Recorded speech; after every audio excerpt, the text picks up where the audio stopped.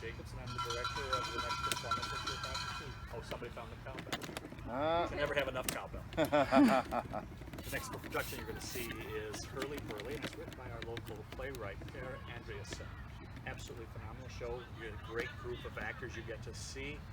I can't say enough about them, but I will suggest this much. If you want to know more about our actors in this show, go to Empire Center or artcenter.com. Look up the playbill. It gives a full description of everything you want to know about them. Thank you for joining us tonight. Enjoy Hurley Burley.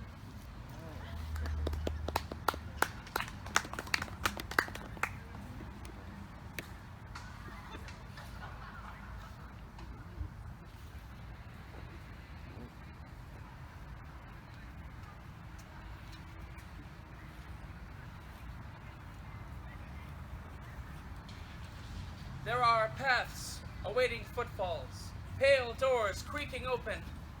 Hecate, I call you beautiful one. Hecate, I call you terror. Hecate, merciful breath. Hecate, eater of flesh.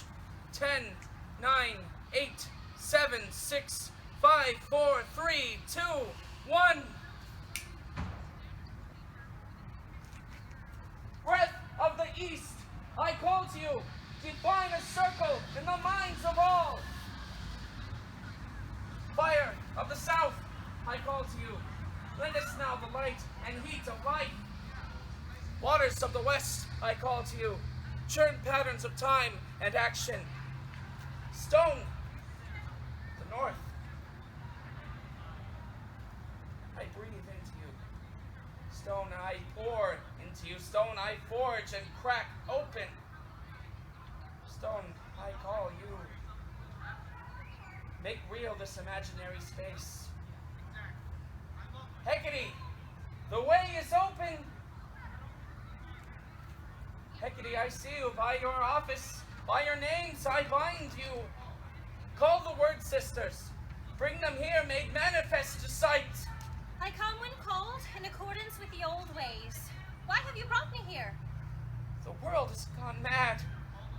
And I require guidance. World gone mad? Is that all? Boy, I never. Oh, you really are at a loss, aren't you? I'm sorry, my dear. I will call my sisters and we will help as we may.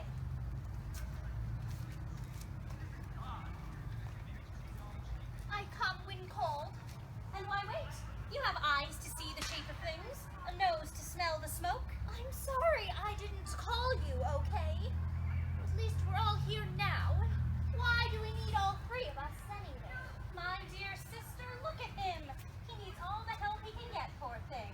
What's one more confused mortal? Good of you to join us. When the Hurley Burley's done, we said. Done. Does it look done to you? Disorder, sisters, churning energies. We fates have always done our best weaving in the heat of battle.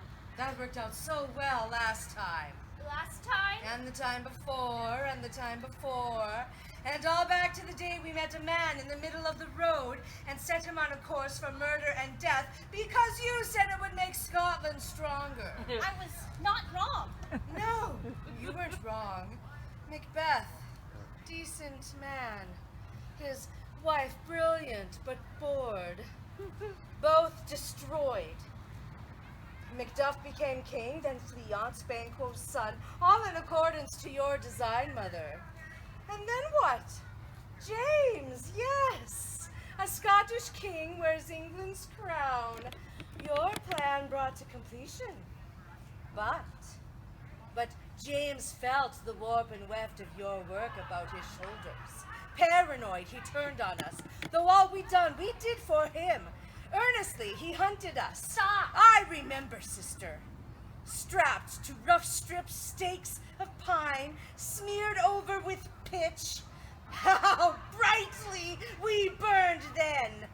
Yes, I remember. The fires, yes. But from there we would flee across the seas or hide deep underground. We would retreat into rumor and legend, dancing on the breath of unsuspecting men. We never die, we three. Maybe not. And we may have come back, but there's no mistaking.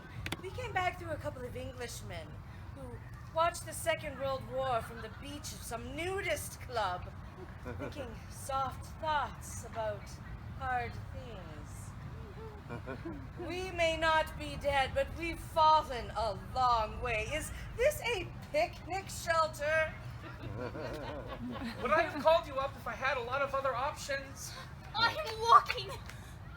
Yesterday, I am walking in 3 cities at once.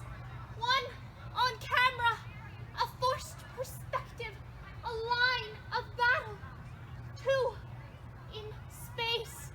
There's a traveling basketball hoop left like a +1 at a frat party.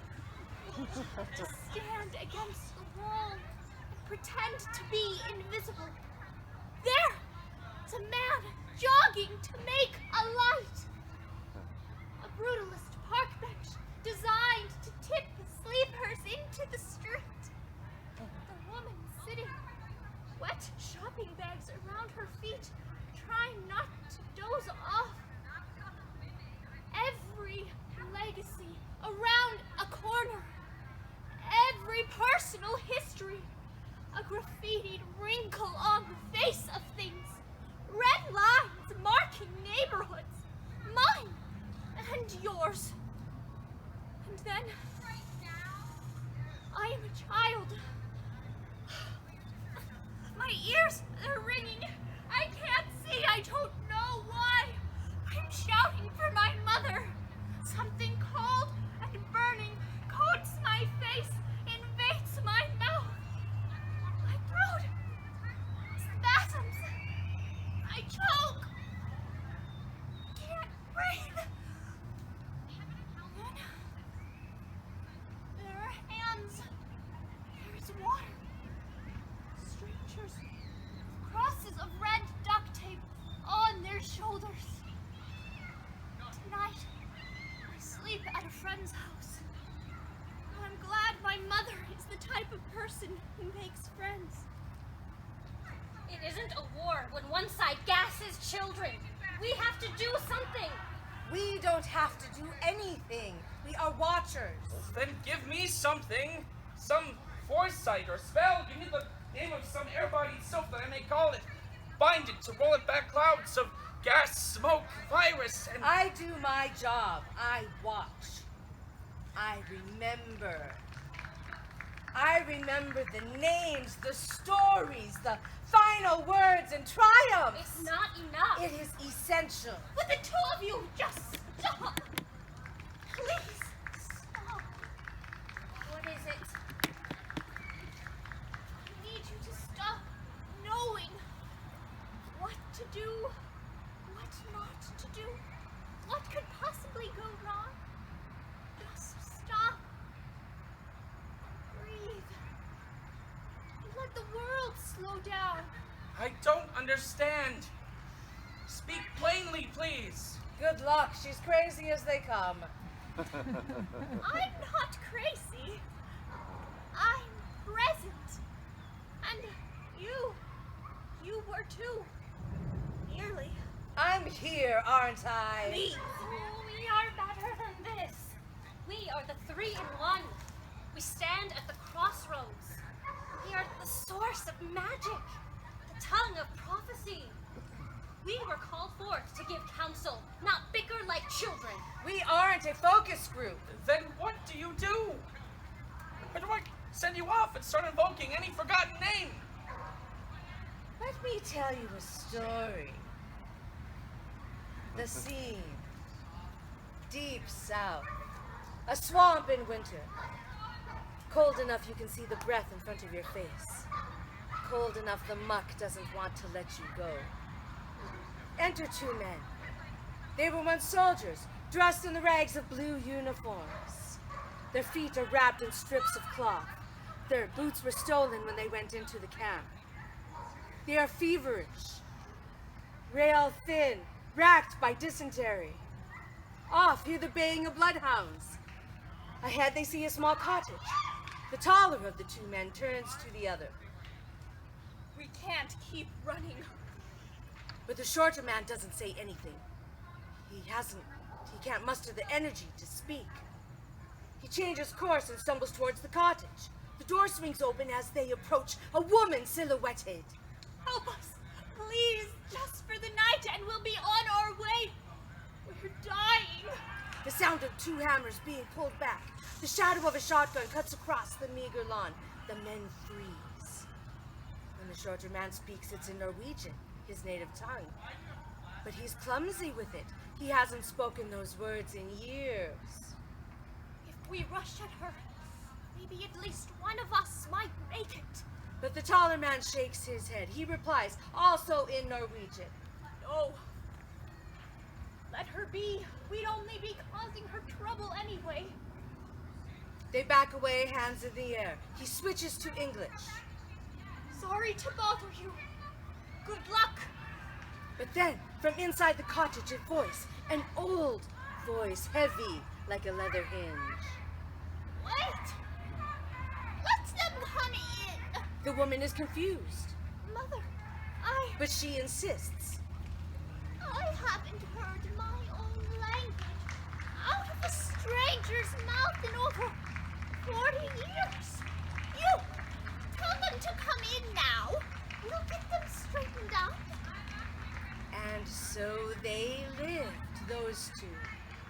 Eventually, they had children. We are there, always. In words carried on breath, in the coincidence of the meeting, in the telling of the tale that gets passed on. How does this help me? There are 3 parts to any spell. The first is intent. What do you want? Are you certain? Make it a statement, write it down. Know that it is already true. The second is imagination. Let's slip the mind-forged manacles of the possible. Expand the limits of your world. The third is action. Bring it into the world through ritual, through art, through activism. You are the source of all future action. You are imagination made flesh. You must dream a better world so that I can birth it. So that I can live it. So that I can remember it. Dream. A better world? I was hoping you would help me with that yourselves. Haven't we?